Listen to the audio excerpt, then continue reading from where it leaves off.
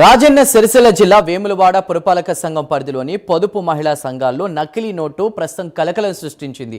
రుణాలను చెల్లించే క్రమంలో 500 రూపాయల నోట్ల వ్యవహారం బయటపడింది. దీంతో మహిళా సంఘాల ప్రతినిధులు భయాందోళనకు గురవుతున్నారు. గతంలోనూ 2 సార్లు నకిలీ నోటు రాగా ఇది 3వసారని సభ్యురాలు తెలిపింది. ఇకపై ప్రతి నెల చెల్లించాల్సిన నగదును నేరుగా ఒకరోజు మాత్రమే ఇవ్వాలని, అది కూడా బ్యాంకు సమయం ఉన్నప్పుడే ఇవ్వాలని సంఘంలోని మహిళలకు సూచించినట్లు సమాచారం. ప్రస్తుతం పట్టణంలోని మహిళా పొదుపు సంఘాల్లో నకిలీ నోట్ల వ్యవహారం హాట్ టాపిక్గా మారింది.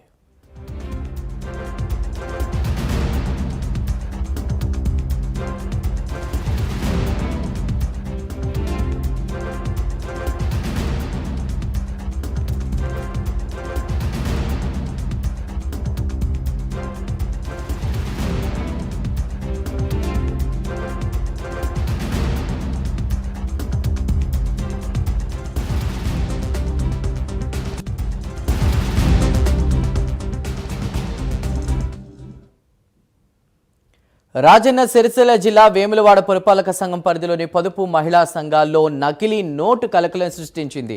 రుణాలను చెల్లించే క్రమంలో 500 రూపాయల నోట్ల వ్యవహారం బయటపడింది. దీంతో మహిళా సంఘాల ప్రతినిధులు భయాందోళనకు గురవుతున్నారు. గతంలోనూ 2 సార్లు నకిలీ నోటు రాగా ఇది 3వసారి అని సభ్యురాలు తెలిపింది. ఇకపై ప్రతి నెల చెల్లించాల్సిన నగదును నేరుగా ఒకరోజు మాత్రమే ఇవ్వాలని, అది కూడా బ్యాంకు సమయం ఉన్నప్పుడే ఇవ్వాలని సంఘంలోని మహిళలకు సూచించినట్లు తెలుస్తోంది. ప్రస్తుతం పట్టణంలోని మహిళా పొదుపు సంఘాల్లో నకిలీ నోట్ల వ్యవహారం హాట్ టాపిక్గా మారింది.